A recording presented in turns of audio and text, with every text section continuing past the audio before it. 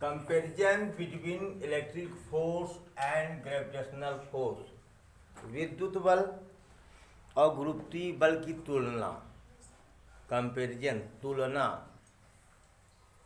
एक बात जानते हैं कि चार्ज के पास द्रव्यमान भी होता है। चार्ज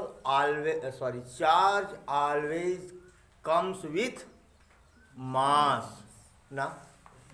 एक हम दो इलेक्ट्रॉन पार्टिकल लेते हैं, क्या मान लीजिए एक इलेक्ट्रॉन पार्टिकल ये है, दूसरा इलेक्ट्रॉन पार्टिकल ये है, ठीक है। इसके बीच की डिस्टेंस आर ना।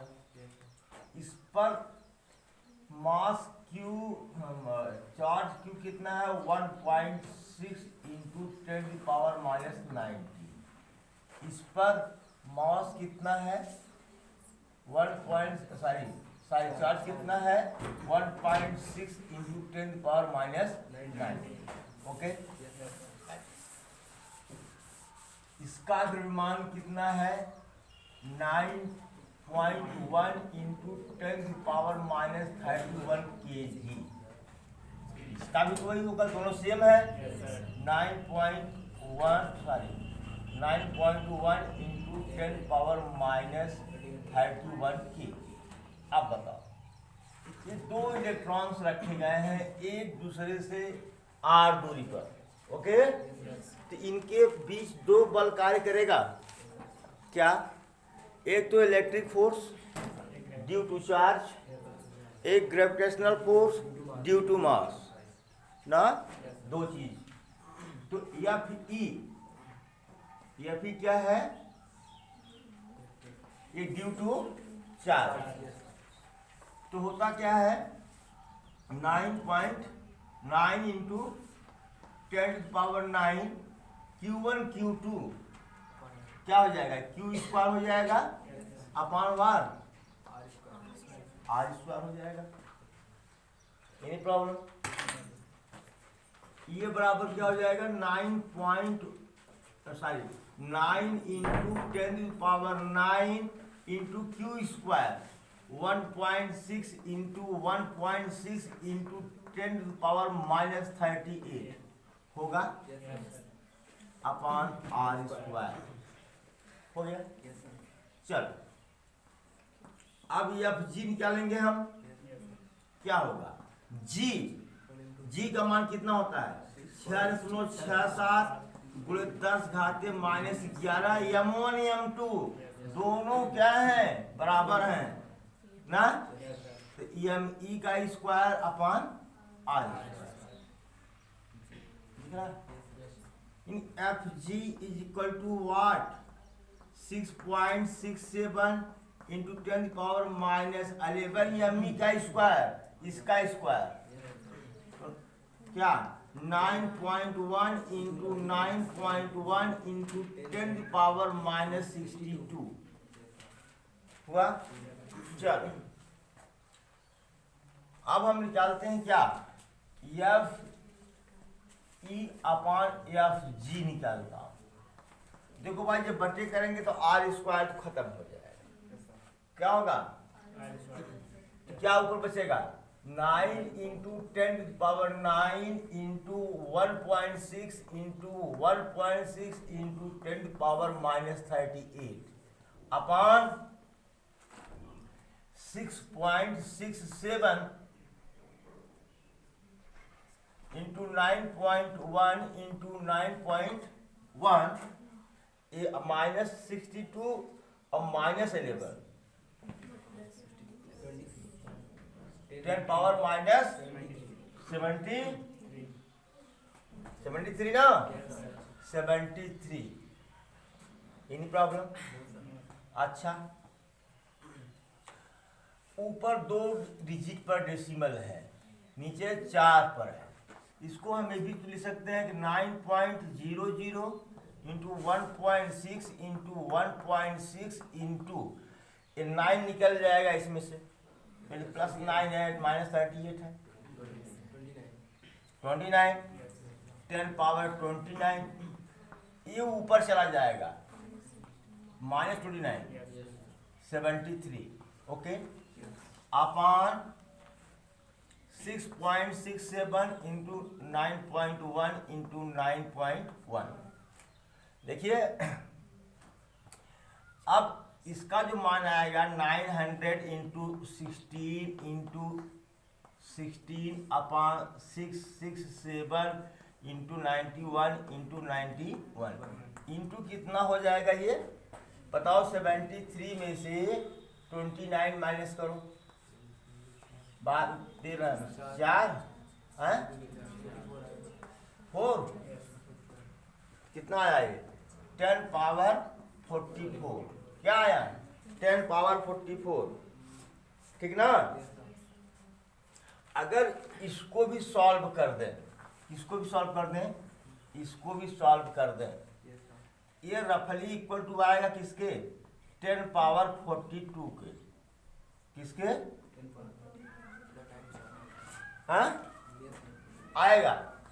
ये इसका मतलब एफ ई बराबर हुआ F G into 42 sorry 10 power 42। मतलब क्या हुआ F E is very strong, F E is much much much much much much strong than what F G. यहाँ से कंक्लूजन निकल के आया। Note it please. सिमिलैरिटीज क्या है दोनों में, सिमिलैरिटी क्या है कि F E and F G acts along line joining the centre. F E और एफ जी केंद्रों को मिलाने वाली रेखा के क्या अनुदिश कार्य करता है। और दोनों के दो देखो एफ ई समानुपाती 1/r² होता है और एफ जी समानुपाती 1/r² होता है। इसका मतलब कि दोनों व्युत्क्रम वर्ग का नियम, व्युत्क्रम वर्ग के नियम का पालन करते हैं, अर्थात इनवर्स स्क्वायर लॉ को ओबे करते हैं। ओके अब आता है देखता हूं डिफरेंस क्या है। डिफरेंस में एक तरफ ले लेता हूं क्या एफ ई, एक तरफ ले लेता हूं क्या एफ जी।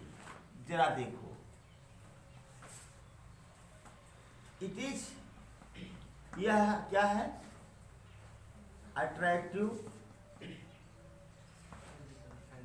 आर रिपल्सिव, यह आकर्षण या प्रतिकर्षण बल होता है ना, और it is only attractive, it is only attractive. केवल ये इसमें यह क्या है, यह आकर्षण एवं प्रतिकर्षण बल है, यह सिर्फ आकर्षण बल है। एक प्रॉपर्टी तो ये हो गई इसकी। दूसरी प्रॉपर्टी क्या है, it depends upon the medium. बताया गया था यह किस पर निर्भर करता है, मीडियम पर। इट मतलब एफ ई डिपेंड्स निर्भर करती है ऑन मीडियम माध्यम पर, यह माध्यम पर। और ये क्या है, इट डज नॉट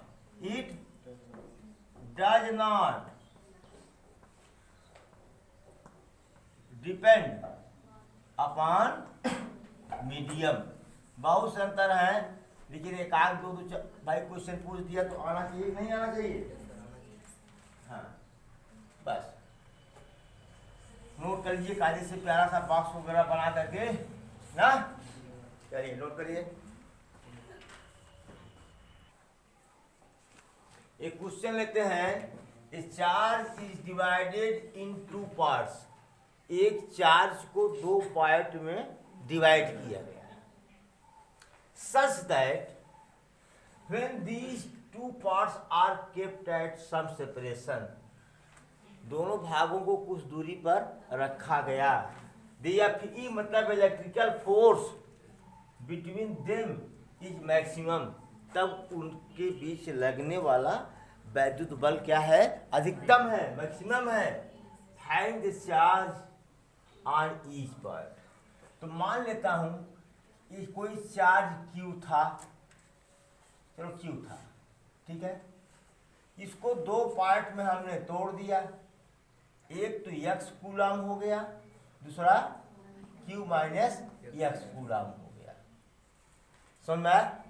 इसको दो भागों में मैंने तोड़ा और फिर क्या किया, x कूलम को यहाँ रखा और यहाँ से r दूरी पर Q माइनस x कूलम को यहाँ रखा, पॉइंट A पॉइंट B, ठीक है ना। अच्छा, कह रहा है अब फोर्स क्या हो जाएगा, F बराबर क्या हो जाएगा, K Q1 Q2 x K minus x upon R square. Okay, Q minus x, sorry Q minus x। Okay, R is constant, K is constant और Q के ही तो पार्ट में है साहब। F किस पर डिपेंड कर रहा है, x पर।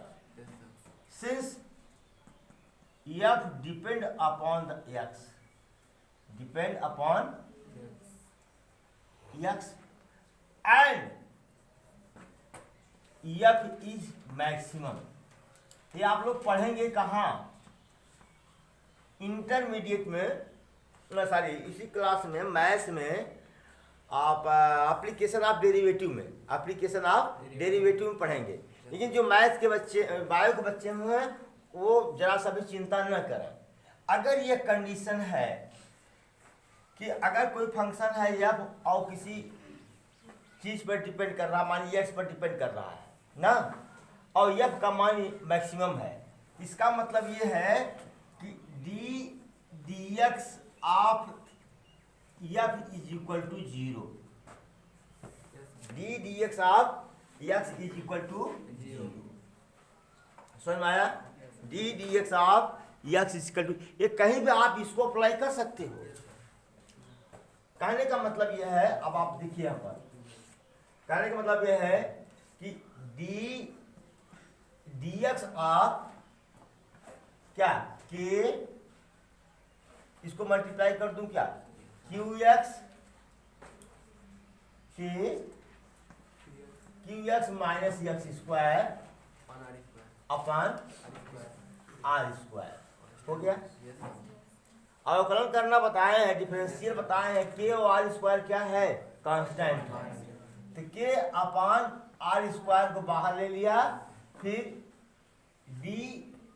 dx ऑफ qx, देखो x के रिस्पेक्ट में हो रहा है ना, q भी क्या है पता है, कांस्टेंट है, minus dx of x square हुआ। ये बराबर क्या हो गया, 0। ये बराबर क्या हो गया, 0। आपको बताए थे कि dx of x power n बराबर क्या होता है, n बगल में चलाता है, x power n minus 1, dx of x, यहाँ पावर 1 है तो बराबर क्या हो जाएगा, 1 बगल में चलाएगा, x पावर 0 बराबर क्या हो गया, 1। dx ऑफ x स्क्वायर बराबर 2 बगल में चला जाएगा, आएगा ना। ये कई बार बताया गया आप लोगों को। अगर भाई बार बार यही दिमाग में बैठाएंगे कि मैं तो मैथ नहीं पढ़ती हूँ, तब तो भाई काम गड़बड़ है। फिजिक्स पढ़ना है तो डिफरेंशियल और इंटीग्रल तो आना ही पड़ेगा, आना ही चाहिए, और उतना मैं बता चुका हूँ आप लोगों को। तब क्या होगा भैया, अब बताइए, ये बराबर 0 ना। अब अगर इसको यहाँ भेज दें,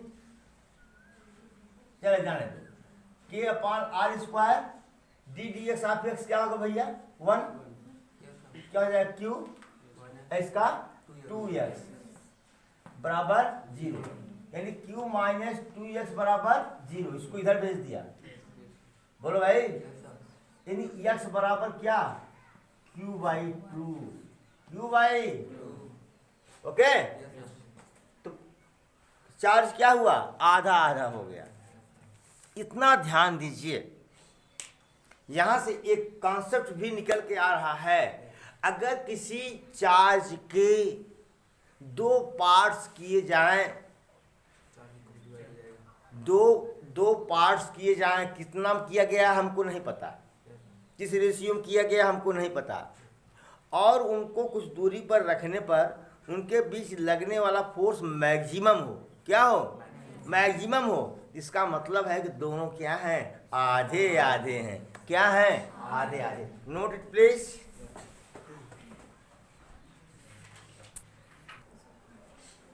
जो न्यूमेरिकल अभी हम लोगों ने सॉल्व किया उसके आधार पर एक नोट बना लीजिए, लिख लीजिए कहीं बॉक्स में। If a charge is divided in two equal parts, अगर किसी चार्ज को दो बराबर भागों में बांटा गया है, and both are kept at some separation, उसे कुछ दूरी पर रखा गया है, then electric force is maximum, तब इलेक्ट्रिक फोर्स क्या है? मैक्सिमम होता है। ठीक है, याद रखेंगे। एक नंबर का क्वेश्चन पूछा जाता है, अगर एक चार्ज को दो बराबर भागों में बांटा गया है तो उसे कुछ दूरी पर रखा गया है, तो इलेक्ट्रिक फोर्स क्या होगा? मिनिमम होगा, मैक्सिमम होगा, जीरो होगा, नन ऑफ दीज होगा। तो कर सकते हैं आप लोग बिना फार्मूला लगाए, बिना क्वेश्चन सॉल्व किए कर सकते हैं। चलिए ठीक है। Limitations of Coulomb's law, Coulomb के नियम की कमियां, कूलॉम के नियम की कमियां याद करिए।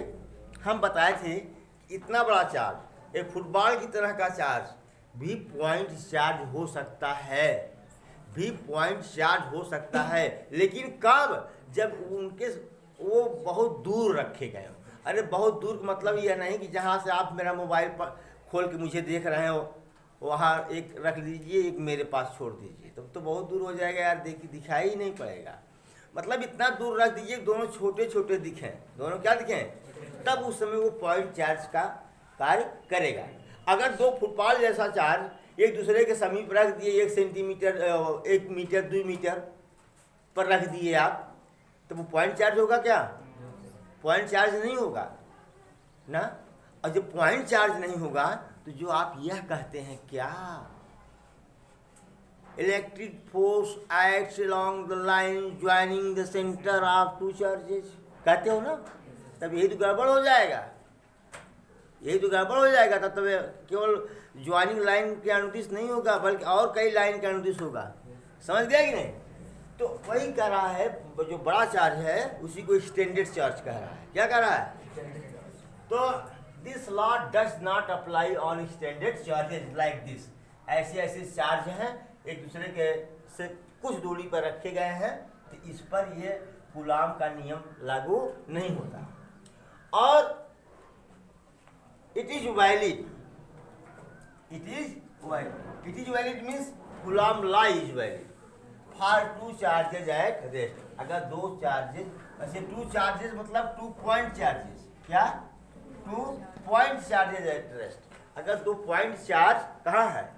रेस्ट पर है, तो यह नियम कूलॉम का नियम उस पर लागू होता है। और एक बात ये भी है कि अगर एक चार्ज रेस्ट पर है, एक चार्ज कहाँ है? रेस्ट पर है, और दूसरा चार्ज कहाँ है? मोशन में है। कहाँ है?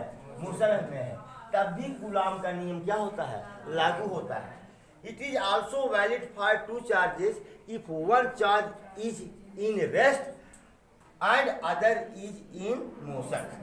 अगर एक चार्ज रेस्ट में है दूसरा मोशन में है, तब भी कूलॉम का नियम लागू होता है। और कूलॉम का नियम कहाँ नहीं लागू होता? It is not valid for two moving charges, two moving charges. अगर दोनों चार्ज मूव कर रहे हों, दोनों मोशन में हों, तो यह नियम कूलॉम का नियम उस पर लागू नहीं होता। Okay, note it please.